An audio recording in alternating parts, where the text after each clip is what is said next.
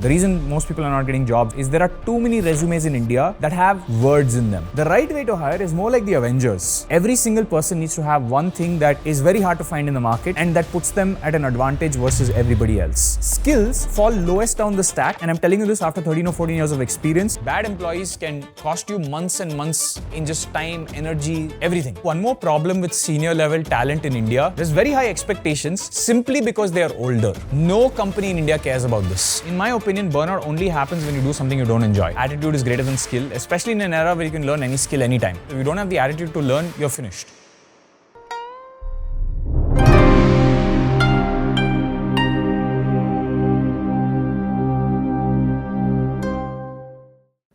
Yes, silence on the phones. Don't want ting ting ting ting in the middle.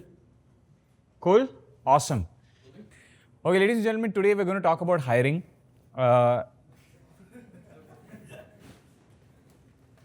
Okay, ladies and gentlemen, today we're going to talk about hiring. Okay, ladies and gentlemen, today we're going to talk about hiring. And, just generally, I've been hiring people for 14 years. I've probably hired a few thousand people in my life. There are, we are like 540 people across all the companies now. And I want to run everybody, including the audience online and the people offline, through everything that has worked for me in hiring and everything that has not worked for me in hiring. I want to start with a story, right? Like to show you how different companies hire so differently. The story I want to tell you is of a company called Aditya Birla Group. How many of you have heard of ABG? Okay, almost. Some of you haven't heard of ABG. Okay, interesting. But ABG is very interesting because I was spending time with their team a couple of weeks ago. I was with their CMO, and he was talking about how, the current generation of the Birlas run the company, right? Which is, it's not one company, it's 30, 40 companies. And I was thinking, and I run like 6, 7 companies now, right? But I was thinking about how does Mr. Birla now spread his time across so many companies? Like, how do you even get reports from like 40 companies? Who does he hire? Like, how does he hire? And the CMO told me something interesting. He said that, there's 2 types of people. One is the people who run the companies, right? And these are slightly older people who understand the industry. If it's cement, they understand cement very well. And then separately, Mr. Birla has like this team, like a few people who are all like very technical analysts. It's like mostly IITians or, Birla owns BITS. So a bunch of people from BITS. And their job is to go to these businessmen and ask them, well, how's the cement business doing this week versus last week? How is it doing versus competitors? What's the quality of product? So it's like this combination of analyst and like old school businessmen that end up making for good companies, right? Especially like family run companies that are generations long. That's how they stay updated, right? Which is to have these really smart people combined with, slightly older people who understand the P&L well. Why am I telling you this story? It's to tell you that every company hires differently.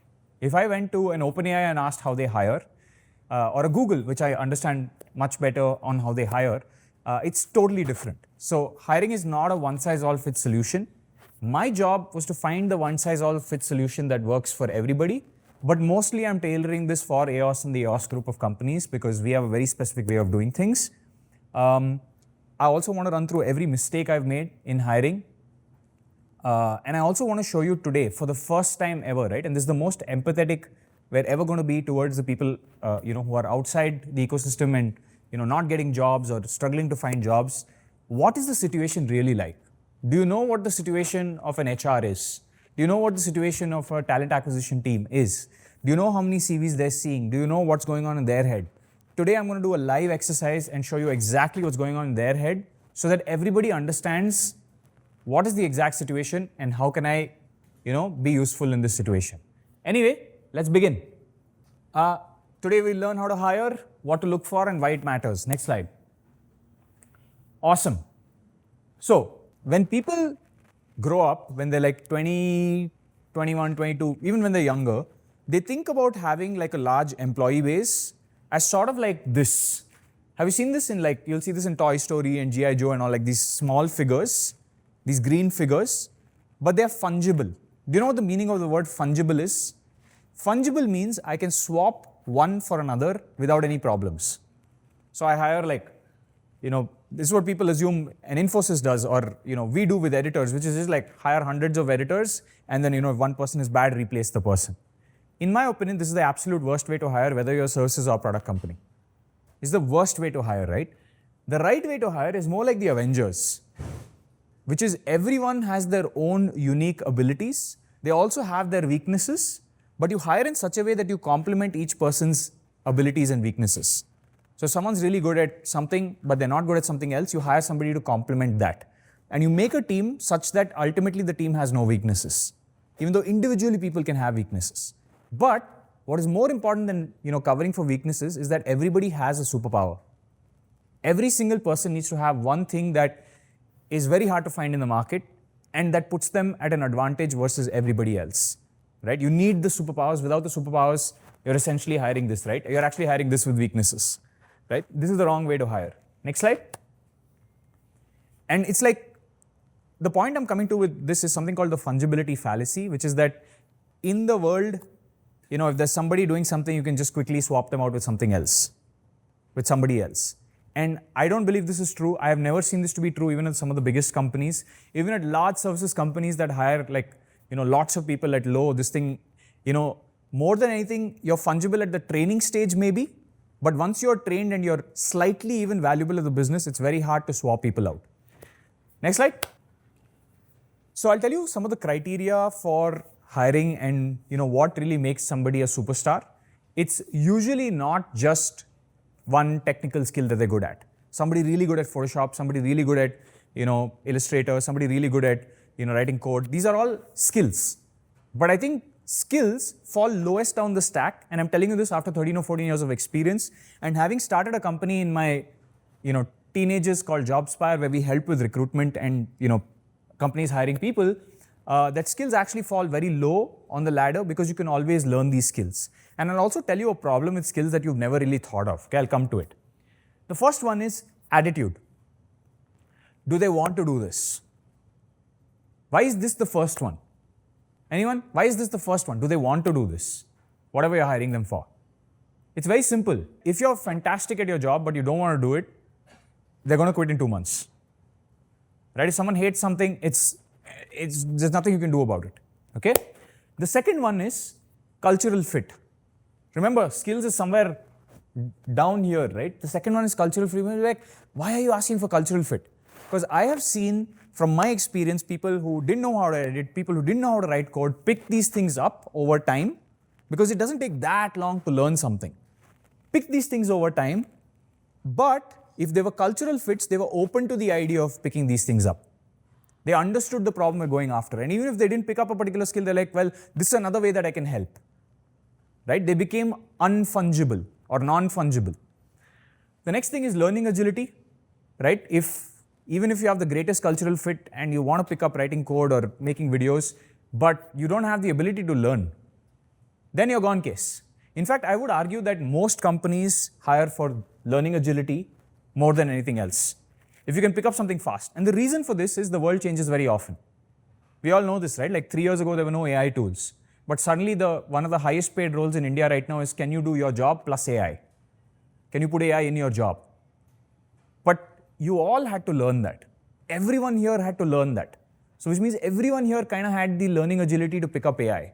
But I guarantee you there are millions of people in India, actually, what millions? Billions of people in India who haven't picked up how to use AI in their jobs. So their learning agility is low. The next thing is the ability to understand. You might say, Varun, everyone understands, right? Like if you give people instructions, they can understand. But it turns out a lot of people cannot understand.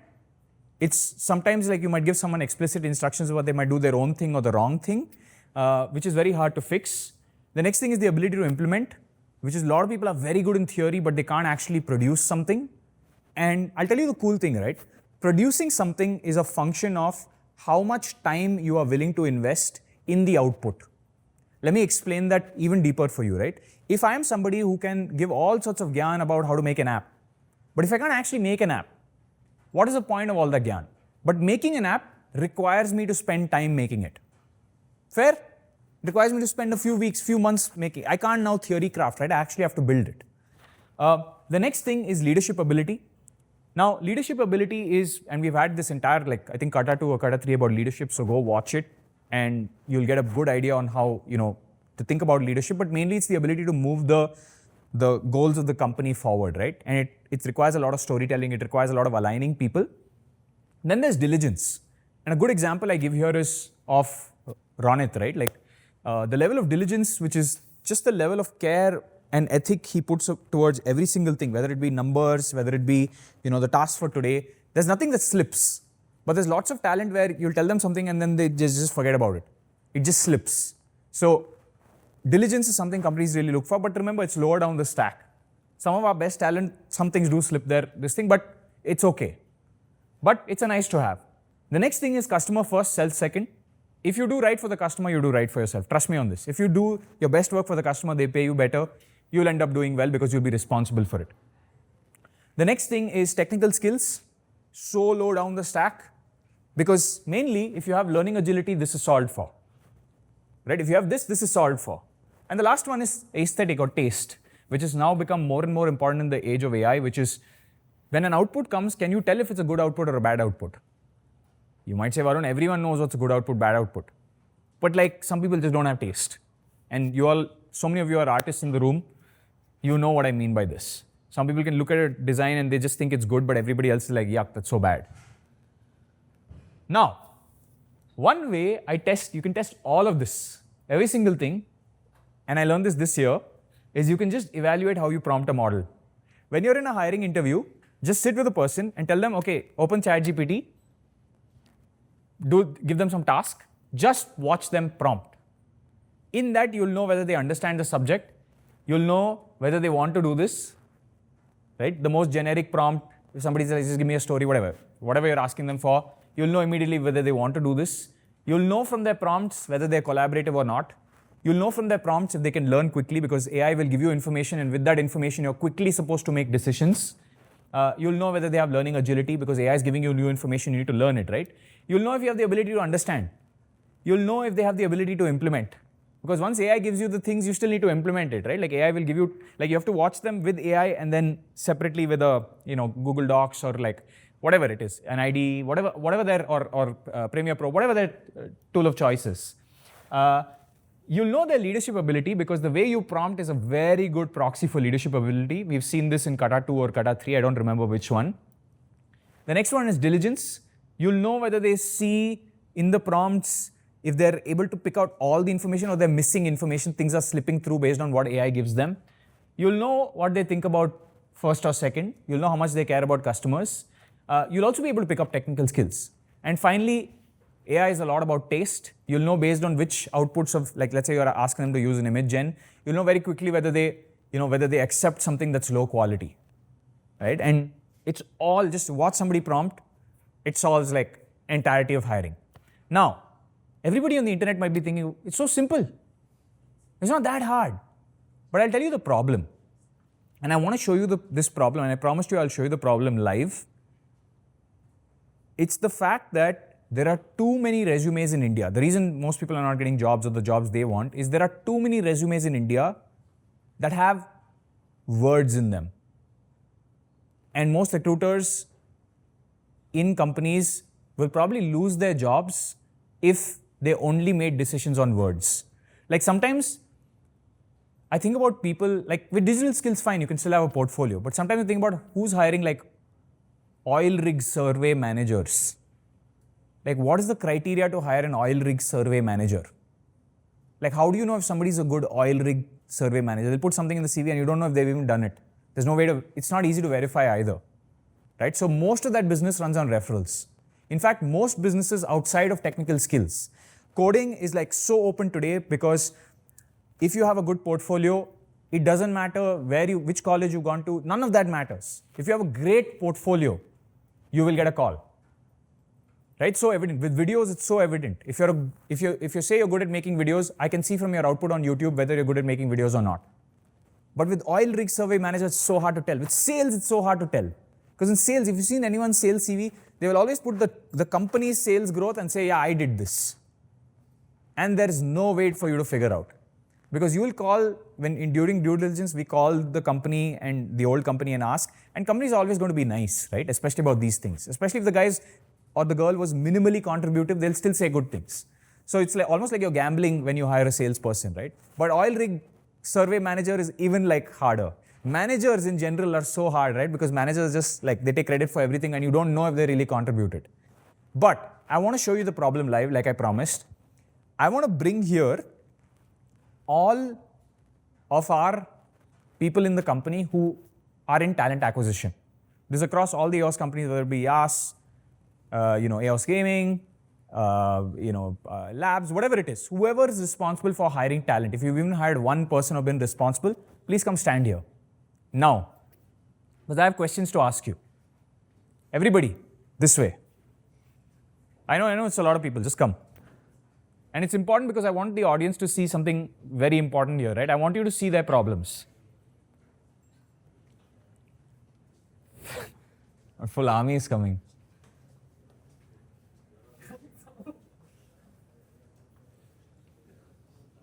Okay, are they all in camera? Okay, can we just pan the camera left and right once to see the span of people involved in hiring? Adios. Can you guys come in closer? Some people are not here. Kailash, Zayed, so many people are not here who are supposed to be in hiring. It's okay. You can sit down. It's fine. There's already too many people here. Okay, are we back on me? Fantastic. Now, I want to tell you their problems, okay? We'll start with Shreya. Shreya, you hire for YAS.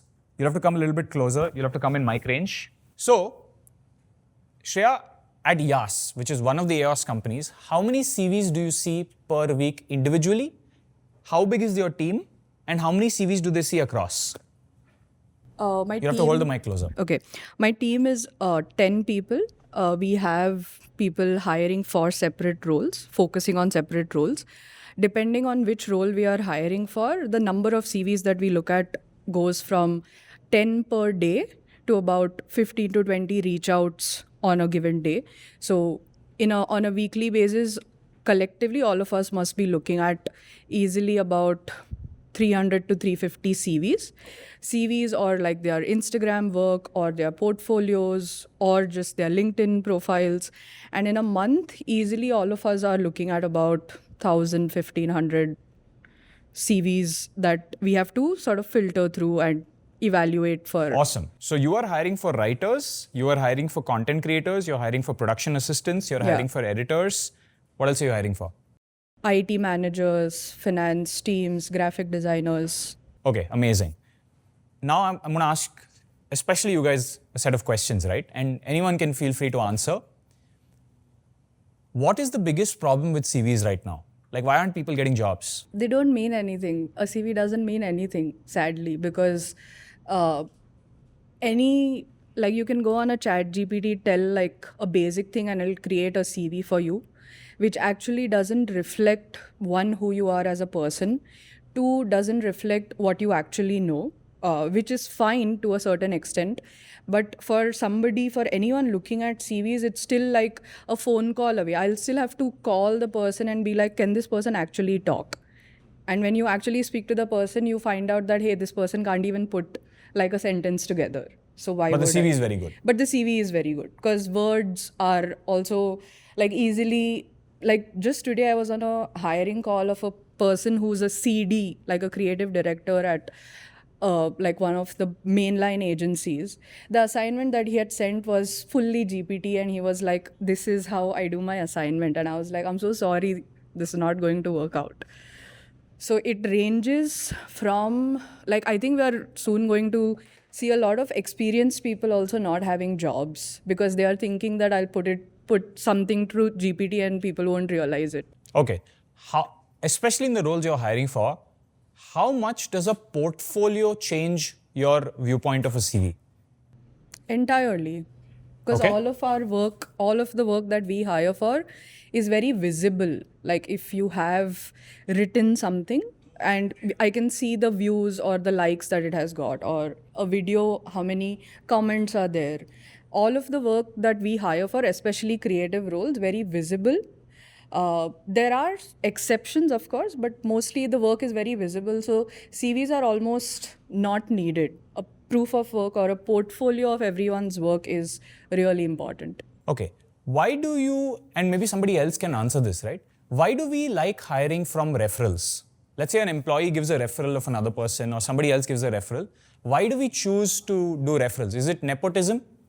No, actually, referral is in a way that person knows the skill of the friend or any referral they know, because anybody who's referring to the company, they understand the trust they have put in that referral guy. Eventually, if that You doesn't have to work, hold the mic closer. okay, if that doesn't work out, it will only, it will be bad on that person who referred. So he'll only refer the person that he feels confident about, that can make an he can come in and do the work for us. Awesome. Sid, I have a question for you, right? Which is that now Sid runs a company here, so he hires, people. Sid, when you hire leaders, what is the biggest red flag for you, and what are the 3-4 things you're looking for? I'll tell you what I'm looking for. Honestly, I'm just looking for one thing: intent when it comes to leadership. So, like, number one, attitude. Number one, that's it. I just want to know whether they give a shit about what they're actually supposed to do. The second thing would be judgment, because leadership involves a lot of judgment. You have to take a lot of tough decisions. Some are easy, some are tough. So intent and judgment. I'm okay if they are scrappy with skills, but I'm not okay if they are scrappy with intent and judgment. Awesome. Rohan, can you come here for a second?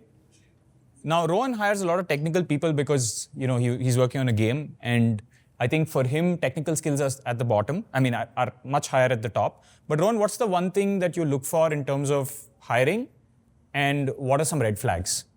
So for games specifically, it's a lot about their portfolio. We don't look at CVs, we don't look at resumes or any of that. It's a very visual medium. So we immediately go to ArtStation, if it's an artist or an animator or such, or we look at their showreel. And within the first 15 to 20 seconds, we can tell whether the portfolio is good or not. And now I think everybody here has a trained eye when we hire for games specifically. And what about some red flags? I would say the biggest red flag, especially because I've spoken to a lot of people, is weak portfolio but overselling despite a weak portfolio. I feel like it feels like they do have potential. And in fact, I was on a call with an animator recently who had this problem. It feels like they have potential, but they're not, matching that potential by spending that extra time being able to catch up. So they're expecting a salary for a senior role when they probably would do much better at a junior role. So yes. They're trying to overreach 2+ years ka career ka salary slightly earlier. Yeah, I think they could get to where they want to be in maybe a couple of years, but they'll have to spend that time here or another game studio to actually get there. Awesome. I have one last question for you guys, and maybe Ronit's the best person to answer this question. Ronnie, I have a question around hiring for intangible roles. We understand for visual communications roles like editing and stuff, it's easy.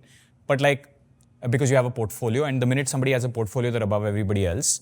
But what about sales roles? What about roles where it's intangible? You don't know from a CV how much they've done. Yeah, I think main thing there is instead of asking them what work they've done, you ask them at whatever companies they've worked previously, what have been the top few outcomes that they've been able to create, right? And you ask them to explain it in detail. Because if you ask them to explain it in detail, they can't bullshit you, right? Because you can, ask them very specific questions, and you would know if, they are just including a lot of fluff, right? So I think that's one thing that's there. Second, in any role the one of the few roles that you mentioned, sales or anything that's important and intangible, mainly what you also need is, and this also applies to any leadership role, is they should not throw back their cognitive load on the person managing them, right? As in, what does that mean? So what that means is, let's say if I'm working with 5 people, okay, let's say 5 people are reporting to me. I don't want them to come to me asking, hey, this is the problem, what should we do, right? That defeats the purpose of having them.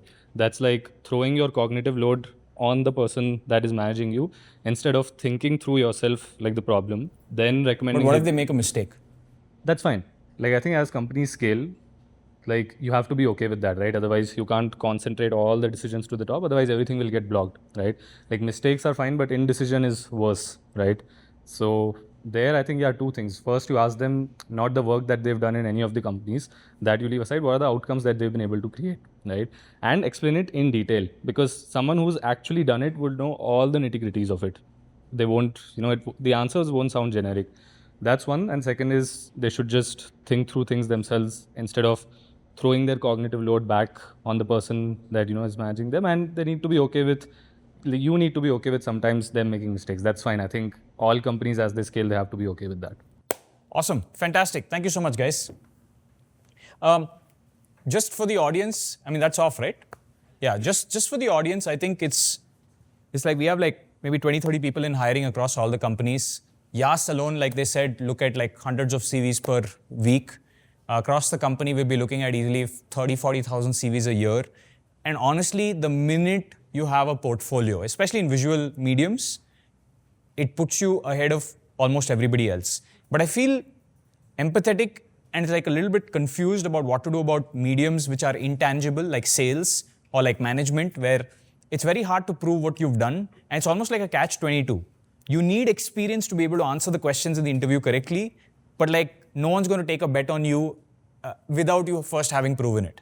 And I think the only path there is to, like, for the first 3-4 years of your career, like I have no other solutions for this, right? The only path is to get into some company, accept whatever salary you can, maybe an internship, whatever it is, just to gain that experience. Because the minute you have that experience, you can answer these questions in an interview correctly of what you did in the last company, and that puts you ahead of everybody else. And let me tell you something, right? Intangible roles are very associative. If you did, a management role at a very well-known company, you're much more likely to be hired.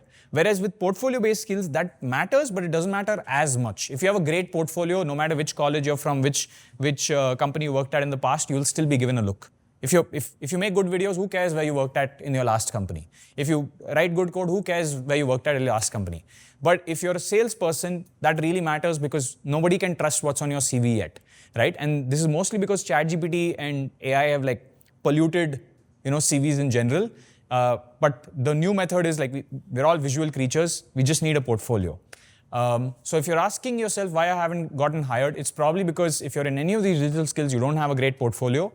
Or maybe you should also build a network because like you heard, referrals are a very big way to hire. The minute someone's putting their neck on the line and saying, I'm referring my friend, it's not just because they want nepotism and they want their friend to do well. Maybe that's part of it. But more importantly, they know that if this person gets hired and he's bad, this person loses some reputation in the company. Anyway, I have a framework that I came up with, which I couldn't name it any better, so I'm going to name it CHAMPR, which is C for cultural fit, H for hard skills, A for attitude, do they really want to do this?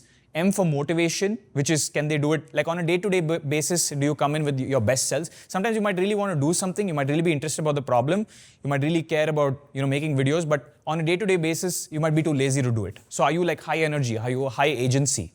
Because there are lots of people in India who want to do something but are low agency about it. Then there's potential, which is can you grow into something? And I think the biggest risk for a lot of people is to believe they have a lot of potential but be unproven, which means it doesn't show up on your portfolio or your CV, and you're expecting the salary of somebody who's already proven their potential. This is a big risk, right?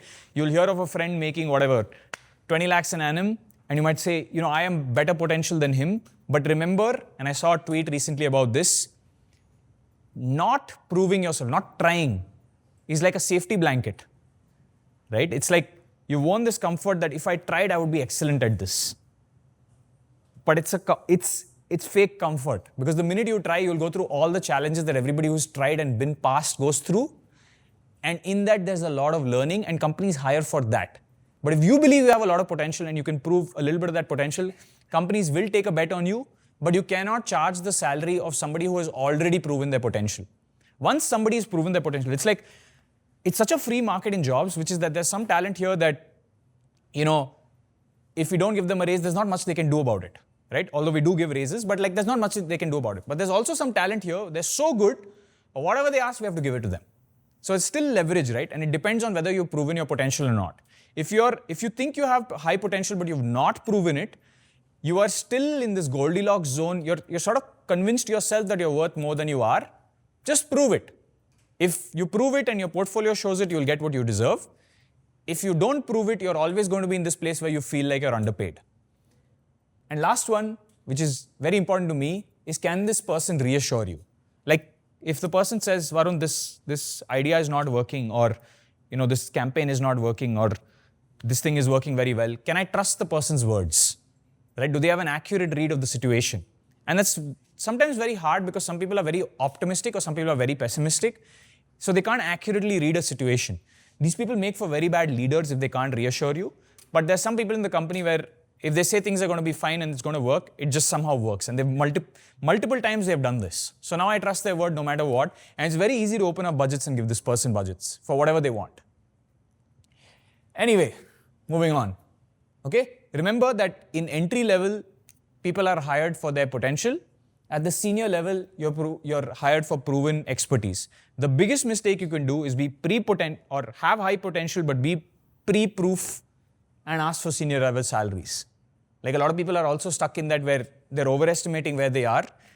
So if you watched our video on Scouters, you'll know how to accurately read yourself. I'll tell you one more problem with senior level talent in India that has just gotten it's become a big problem now, right? Which is there's very high expectations simply because they are older. It's like, hey, I'm 32 years old or 35 years old. I have a wife and kids and I have to take care of them. Therefore, my salary expectation is this much. Let me tell you something. No company in India cares about this. What they care about is the value you drive to the company, right? If you were running the company, it would be the same place. No one's going to give you a salary just because, right? So if you can bring the proof of whatever, it doesn't matter whether you're 21 or 31, you're going to command the salary that you want, right? If you can prove what you do. But if you are somebody with no history of performance, you've just kept jumping jobs and you're not actually done anything, eventually that's going to catch up with you and you'll be stuck in this rut where you think your salary is X, but the market will always value it at, let's say, X by 2, and you'll always feel like you're being undervalued. This happens a lot. Yeah, you need to prove yourself. And like we've said many times before, and as you've heard from the recruiters as well, attitude is greater than skill, especially in an era where you can learn any skill anytime. Right? The AV cohort is 3 months long. That's not like a 4-year degree. But in 3 months, we've seen people become reasonably good editors. So you can pick up skills fast, but if you don't have the attitude to pick up skills, if you don't have the attitude to learn, you're finished. Now I'll tell you my mistakes and the mistakes I've seen us make as an organization hiring people, right? The first one and the most important one is rushing the hiring process. You need this role closed tomorrow, so you're like, let me hire the first person that I see for this role with a pulse. It's almost like, let me hire the first person that I see with a pulse that can do the job that I want. I've never done a good job rushing the hiring process. Usually, my first hire for something never does well. My third or fourth hire might do well. So, or at least the third or fourth person I've interviewed. You can't sample well. You don't have enough of a sample size if you're talking to one person and then, one person is the one that you have chosen. The next one is not vetting people. What does vetting mean? What does due diligence mean? Every company in India, for those of you that don't know, will call your past employer and ask, how has this person done at their job? They will call some of your old colleagues, 4 or 5 people. If you don't do this, you're believing everything that's in the CV, and nobody does that. No company does that. So whoever it is, there needs to be thorough vetting of who is this person, what is in the CV, is the story checking out? Now, of course, people can fake this. In India, this is very often where people go to 4 of their friends and say, I'm giving your number, say good things about me. So it's not perfect, but it's still something that we have to do. The next one is ignoring culture fit. Every single time I've hired somebody who I've had a bad feeling about in terms of culture, it's always turned out bad. Not one time has somebody who is not a culture fit turned out to be good for the company. Next one is current state versus future potential. You have to be very clear when you're hiring somebody, are they somebody you can count on today or are they somebody you can count on a year from now? At EOS, we don't mind investing in people, right? We don't mind saying that this person has potential, let's give him a year, let's give her a couple of years and see how they prove themselves. See if they match up to the potential.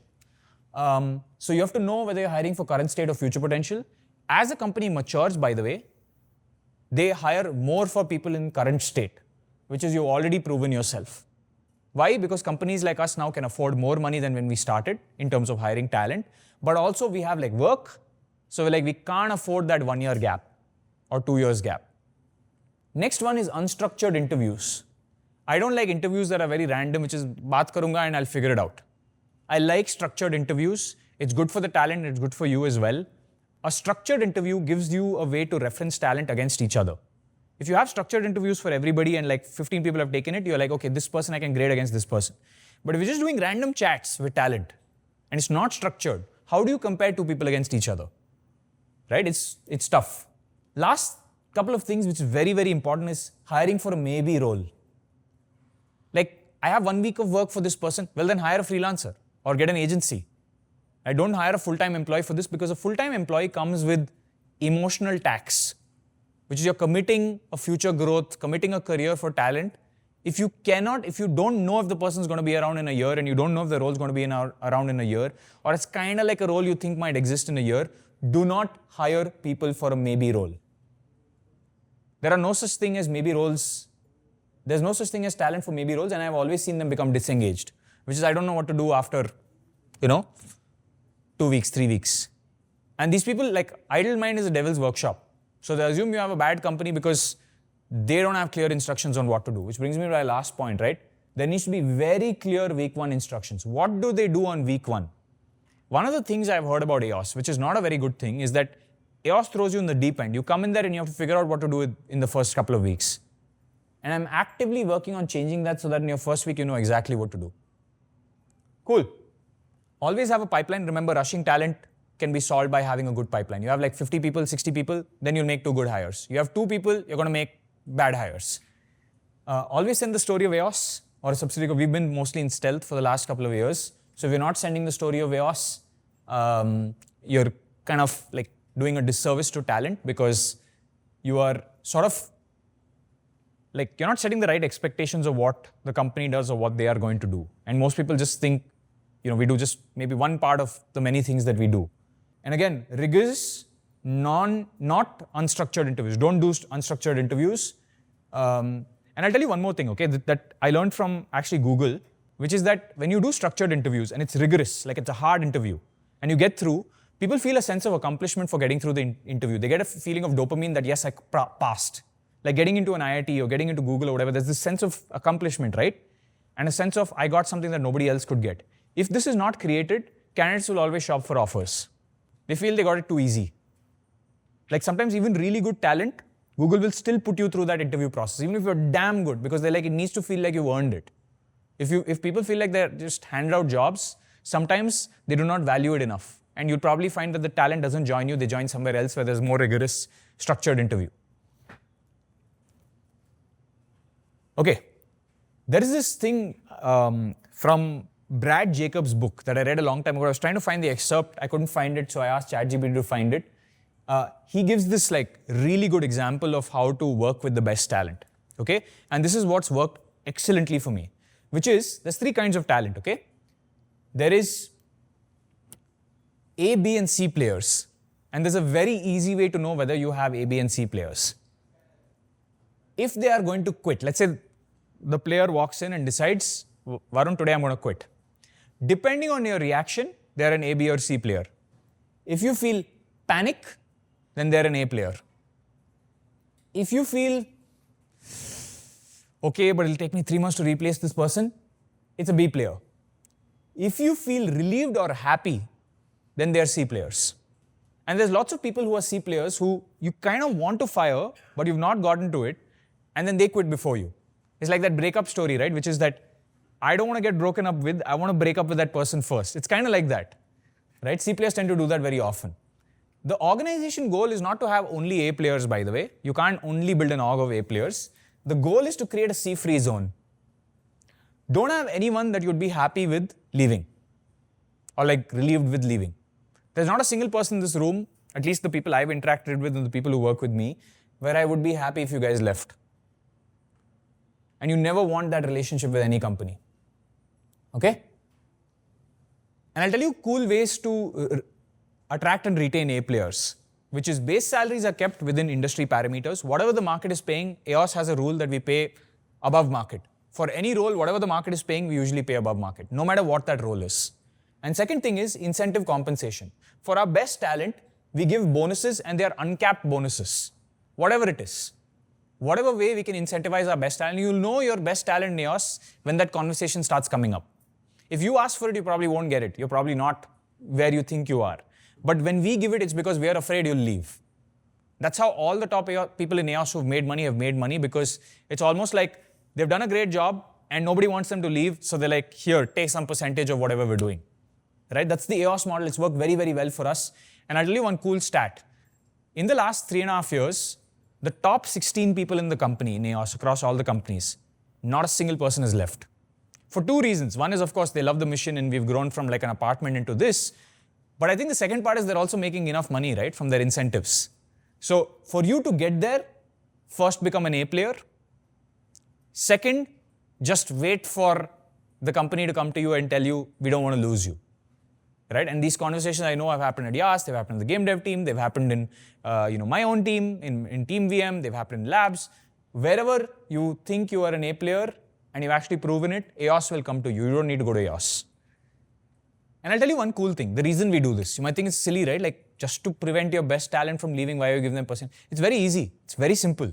When you give your best talent something, they create multiple amounts of what you're giving them in revenue. So I never feel bad about giving someone something if they're generating that much revenue. And you'll know if you're generating revenue.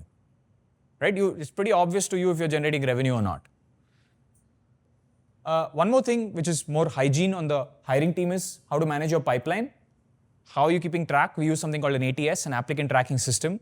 You don't do it just in the air like, oh, I've spoken to this guy, I've spoken to that guy. You keep an actual track. You keep track of who's referring. You keep, use our own channels. We have so many Instagram, YouTube channels. Like people keep asking me, what's the use of a channel, in hiring and stuff like that. You put up a story. Like at this point, if on all our channels we put up a story, we'll get 10,000 candidates. Just story, not even reel. You all know this. So use our channels as much as you can. You get good talent. You can select from those 10,000. You have a good sample size. You can select like the best talent. And I feel like EOS has done well mainly because we have access to good talent. And because the same distribution that gets you talent also gets you clients. Right? So we have both sides. So it's kind of easy for us to grow. Keep it a smooth, structured process. And please fire quickly if you go wrong. You will, at the rate that we're hiring at, it's obvious we're going to make mistakes. And it's okay to make mistakes. But please let go of talent if you're wrong. Bad employees can cost you months and months in just time, energy, everything. Okay, I have one last slide on syndromes. Okay, here are the red flag syndromes for talent that's joined the company. Okay, the first one is victim syndrome, very prevalent in India. And it's prevalent in India because of people's parents, right? And because we come from colonial mindset, right? Which is that someone is trying to dominate us or like, I am the victim here, I'm being exploited, my resources are being taken away from me, blah, blah, blah. Guys, we live in a free market, right? Today's market, especially in India for digital skills, is absolutely free. Okay? Like there's the talent that's left us for like 3x, 4x salaries, there's nothing we could have done about it. Right? It would like, of course, there are very few companies and mostly international companies that can hire at that rate, and they're not hiring as many people, but like there we are the victim, but we never complain. Right? Because we understand how the free market works. So if you're damn good at your job, you wouldn't have victim syndrome. Okay? Because you are in demand. If not here, somewhere else, you'll get what you want. And the reason we pay above market is not because, I love giving out money or like I'm running a charity. It's mostly because I don't want to lose good talent. And if talent costs something, you have to pay them that, right? Like otherwise you'll do subpar work for your clients. So victim syndrome is a parental thing because parents have usually been in that old generation, the last generation of businesses. Yeah, you didn't have a choice because every CV was an intangible CV, right? Most of your parents, if you think about what your parents do, most of your parents are in sales or some sales adjacent role, correct or not? Right? Something sales or something sales adjacent, correct? Your parents are not like, it's very rare for any of your parents to be software engineers or video editors, right? Those are new gen roles. So most of them had intangibles. They were hired because they knew somebody at a company or somehow they built a relationship and they got into a company. So they were very scared and they wanted to keep their job no matter what because they knew if they shifted companies, the next company wouldn't know how to grade them well, right? So in my opinion, because of that, they developed a little bit of victim syndrome, which is that, the company has all the cards, but I think we're in an era where the company doesn't have all the cards and you should let go of talent that comes in with this because they just spread it among, like it's like a virus. They'll just spread among each other, right? The next one is Messiah syndrome. I am here to save the company. I want to tell you a very funny story. I have a great story about Messiah syndrome. There was a editor. Okay. We were laughing. There was an editor in the company. We were very young. We were like 25 people or something like that. We just moved into this one side of the office. We didn't even have the other side. And the editor, I don't know, they wanted a raise. like a really high raise, and we couldn't afford it. So we said, hey, we're paying you above market. We can't afford this for now. You don't have the experience. So the editor went mad. And he went and said to all the other editors that he was with, these people are exploiting you. I am the Messiah. And the way he was doing it was, he would make them Maggie every night. I'm not even kidding. He would literally make people Maggie every night saying, look, I'm taking so much good care of you. Your company is not giving you Maggie. It's like whatever, right? Like young people, first corporate jobs. So they were all like convinced. So please don't do this. I think it's like the minute talent starts doing this, we know when talent starts doing this and we're like, what are you doing? Because if you objectively market, you're being paid above market, you have incentives, you have a great office, sitting in an air-conditioned room, doing a digital skill that you spent 3 months learning. It's by all means, and it's of course, the salary bands are just going up. It's a great, kind of thing to be in. Don't do Messiah syndrome because there's no such thing as, like, in a free market, there are no messiahs. Like a Jesus Christ wouldn't do very well today because people will be like, well, you're giving me this, but that other corporate company is giving me this. Right? I would rather choose the iPhone over whatever you give. It's hard. I'm not saying it's good or bad, but it's like people have options today. And in a world full of optionality, there is no messiahs either. There are no victims, there are no messiahs, both. The next one is ostrich syndrome, which is this complete disconnection from reality, right? I'll bury my head in the sand and I don't care what's happening in reality. मुझे ये चाहिए और मैं ये करूँगा even though market is telling me this is not important. Like maybe your client asked you for something but you've created something else because you saw a video on it and you're inspired by this and you made this and the client is like, I don't want this. But you buried your head in the sand, you're like, I watched this, I'm going to make this. Don't do that. The next one is Peter Pan syndrome, which is this inability to grow up, which is living in La La Land, right? This childishness of I'm going to do the childish thing here, right? Companies want professionals because I want to tell you something and all the leaders in this company know this, it is very exhausting to run a company and deal with children. If you are running a company and you're dealing with somebody who's like, aaj mera PG mein ye hua, please come solve it for me. Seriously, there are people, especially when you started the company, I have a laundry list of all the issues we've been through, right? And of course, the leaders here, like, where's Pathik? Wherever he is, he's sat and solved all of this nonsense. So please don't do Peter Pan syndrome. Don't put your cognitive nonsense on the company, especially if it's small childish stuff. The next one is I know best. It's not like Messiah, which is I'm here to save you. It's more like I know everything. Unfortunately, in the real world, nobody knows anything. And it's all a process of figuring out. And if you do know everything, the answer usually that comes out of your mouth is, last time it worked, I don't know if this time it's going to work. Right? But on the opposite side, like people who are most confident are people who have not been tested. But once you've been tested enough times, you're like 50-50 for everything. Maybe it'll work, maybe it won't work. And the last one is burnout syndrome, which is somebody works themselves to death. And by the way, in my opinion, burnout only happens when you do something you don't enjoy, which goes back all the way to my first thing of, do they want to do this?